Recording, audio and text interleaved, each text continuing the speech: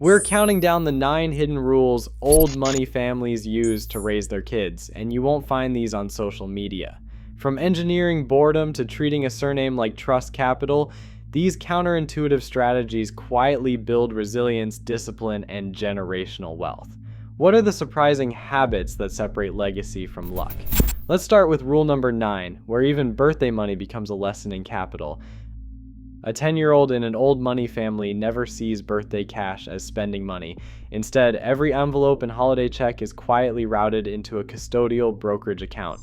Quarterly, the family sits down and reviews the statement, watching small deposits turn into shares, dividends, and growth. The lesson is simple and relentless. Cash evaporates, capital compounds.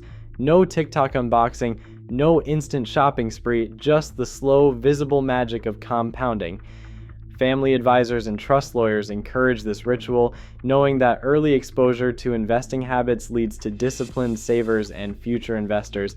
Even modest sums, $5, $20, are treated as seeds, not treats. The habit is what matters, not the size. For families outside the wealth bubble, a simple investment jar or app can plant the same mindset. Money is a tool to grow, not a prize to burn. Summer in an old money household means a different kind of schedule. After months packed with cello lessons and debate tournaments, the calendar is wiped clean. At the lake house, Wi-Fi is spotty by design. No screens, no itinerary, just long afternoons with nothing but water, woods, and time. Developmental neuroscientists point out that the brain's control center, the prefrontal cortex, keeps maturing into the 20s, shaped by how often kids practice planning and self-control. Unstructured hours force children to invent games, solve boredom, and manage their own impulses.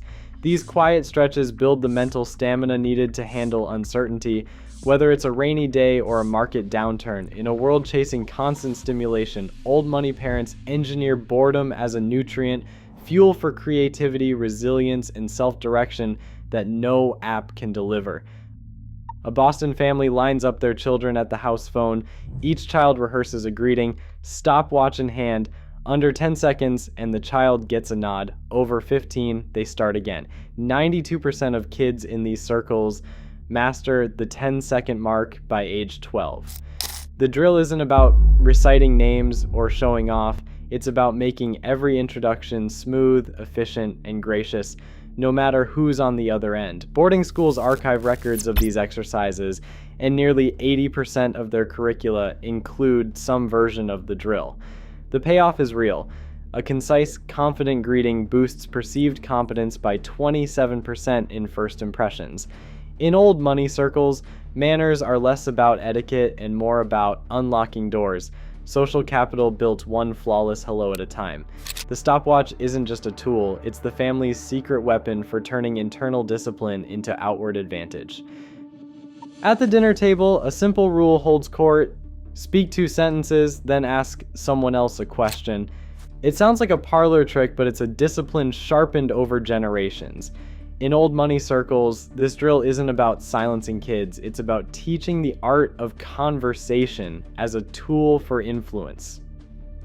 Teenagers trained this way use 44% fewer filler words and are 31% more likely to be invited into leadership roles, according to recent studies. The real magic?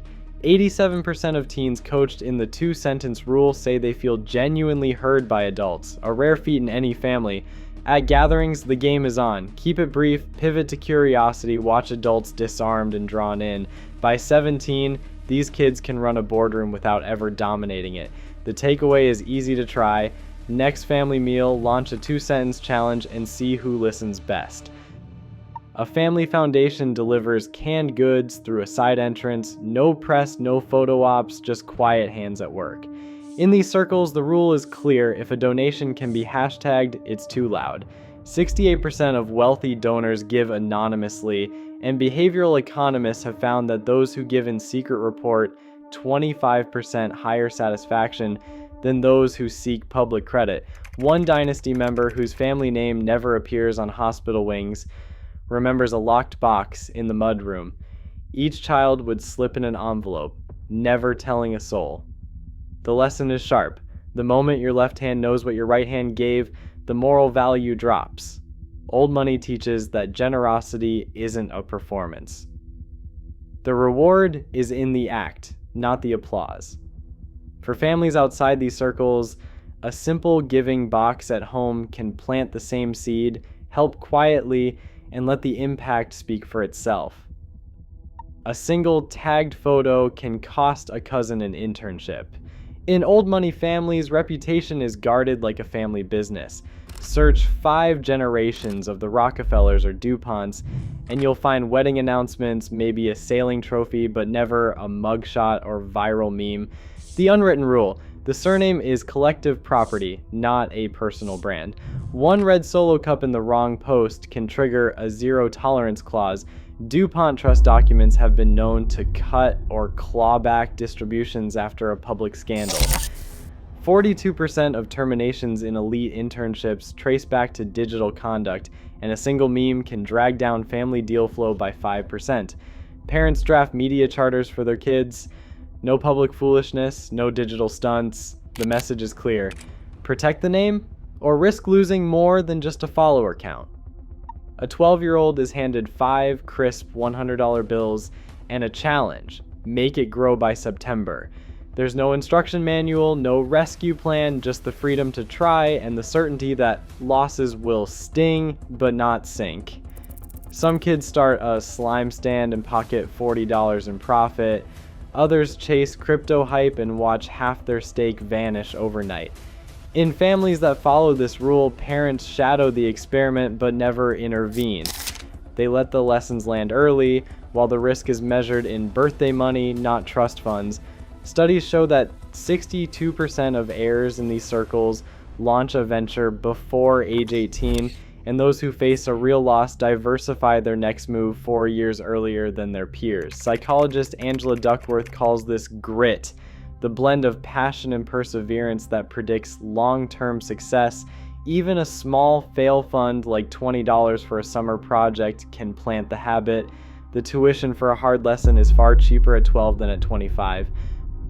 When an old money heir receives a trust distribution, the envelope often contains more than a check. Some families hand over a single page, a ledger listing every ancestor who contributed to the fund, stretching back decades. The message is unmistakable: you are not the finish line, you are the next caretaker. Family office advisors call this the stewardship mindset. The difference is visible in outcomes. Most fortunes vanish within 3 generations, but families that treat wealth as a relay baton, not a lottery ticket, are far more likely to preserve and grow what has been handed down. Psychologists describe this as intergenerational responsibility. You are a temporary custodian shaping the story for those who come after. In these circles, the family meeting isn't about bragging rights or dollar amounts. It's about reading the ledger aloud, reminding each heir that their decisions ripple outward. For any family, creating a simple impact statement, who built the fund, who it is meant to help, can anchor values deeper than any trust document ever could. A navy blazer at 8, 18, and 80. In old money families, the uniform isn't a suggestion, it's a daily ritual. The same navy blazer, gray wool trousers, and brown loafers move from childhood to adulthood, quietly erasing the status games that swirl around clothes. While social media churns out endless fashion hauls and trend cycles, these wardrobes barely change. The effect is powerful. Decision fatigue drops, and mornings become a meditation on what matters beyond appearance. Psychologists studying decision-making found that reducing wardrobe choices can boost problem-solving by 23%. Private schools that adopted strict dress codes reported a 41% drop in peer disputes. In alumni surveys, 72% credited their focus and confidence in part to the simplicity of their uniforms. Old money's uniform isn't about blending in, it's about shifting competition to ideas and character. When everyone's dressed the same, the loudest thing in the room is what you say and how you act. Steve Jobs chose a black turtleneck for the same reason. Conserve mental energy for the real work. For families outside these circles, a thrifted blazer on rotation can offer the same relief. The uniform becomes a shield against status anxiety and a daily anchor for values.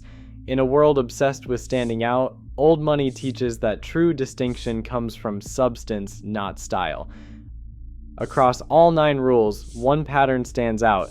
Old money builds legacy by making discipline and restraint more valuable than display. Quiet habits compound into lasting influence.